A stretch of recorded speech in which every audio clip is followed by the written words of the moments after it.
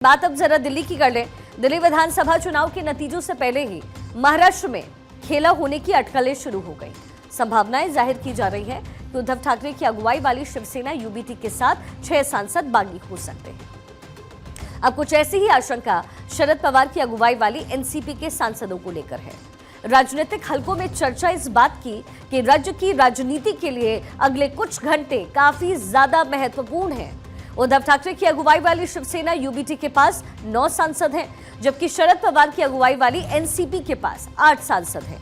महाराष्ट्र में यह पहली बार नहीं है जब दोनों दलों के सांसदों के अलग होने को लेकर के मामला गरमाया हो, लेकिन एकनाथ शिंदे की अगुवाई वाली शिवसेना के नेता और कैबिनेट मंत्री उदय सामंत के दावे ने आग में घी का काम कर दिया है। शिवसेना यूबीटी को बड़ा झटका लग सकता है, क्योंकि शिवसेना यूबीटी के 6 सांसद और कुछ नेता शिंदे गुट में शामिल होने जा रहे हैं। दावा यह भी किया गया है कि जिस तरह से 2.5 साल तक शिंदे गुट की तरफ से बेहतरीन काम किया गया है, उससे प्रभावित होकर शिवसेना यूबीटी के कुछ नेता लगातार शिंदे गुट के संपर्क में है। यही वजह है कि मौका देखते ही वह शिंदे गुट में शामिल हो जाएंगे। हालांकि शिवसेना यूबीटी की तरफ से कहा गया है कि शिवसेना जानबूझकर सिर्फ 6 आंकड़े बता रही है, बाकी के आंकड़े क्यों नहीं बता रही है, और जो भी आंकड़े बता रही है वो बोगस और बकवास है। कोई भी नेता और सांसद शिंदे गुट में नहीं जा रहा है। कैमरा पर्सन रमेश के साथ सोनी, भारत 24, मुंबई।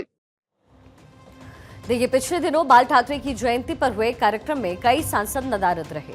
हालांकि इन सांसदों के नाम अभी तक स्पष्ट नहीं है, लेकिन सूत्रों का कहना यह है कि कुछ पूर्व विधायक और नेता भी दल बदल सकते हैं। ऑपरेशन टाइगर पर उदय सामंत का स्टेटमेंट भी सामने आया। उन्होंने कहा कि मिशन कहने से नहीं होता है, शिंदे का काम ऐसा है कि मिशन की जरूरत ही नहीं है, क्योंकि बाला साहेब के विचारों वाली शिवसेना शिंदे के नेतृत्व में है, इसलिए कई सांसद और यूबीटी के नेता संपर्क में हैं। चरणबद्ध तरीके से प्रवेश करने वो जा रहे हैं। कई एमएलए, कई एमपीज माननीय एकनाथ शिंदे साहब के संपर्क में है।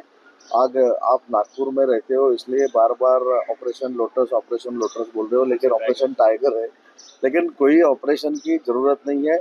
माननीय एकनाथ शिंदे साहब के नेतृत्व में जो काम हुआ है, इसके लिए लोग रियलाइज हो गए यूबीटी के कि एकनाथ शिंदे साहब का ही नेतृत्व स्वीकार करना चाहिए। और मैंने ये भी बोला था कि अगले 3 महीने में जो एक्स एमएलए है, वो बहुत एक्स एमएलए यूबीटी का नेतृत्व छोड़ के माननीय एकनाथ शिंदे साहब का नेतृत्व स्वीकार करने वाले हैं। वहीं शिवसेना यूबीटी सांसद अंबादास दानवे ने कहा है कि संसद चल रही है और जिनकी जमीन हिल रही है, ये सब अफवाह उड़ा रहे हैं। बीजेपी और शिंदे में झगड़े चल रहे हैं, इसलिए अफवाह उड़ाया जा रहा है। महाराष्ट्र को ठीक से नहीं चला पा रहे हैं, इसलिए ये लोग अफवाह उड़ा रहे हैं। क्या कुछ कहे जरा वो भी आपको सुनवाएंगे। अब आपको महाराष्ट्र में सांसदों के आंकड़े जरा दिखा दें। दरअसल महाराष्ट्र में कुल सांसदों की 48 सीटें हैं, जिसमें कांग्रेस के पास है 13 सांसद। महाराष्ट्र में किसके पास कितने सांसद हैं, जरा ये आपको बताते हैं।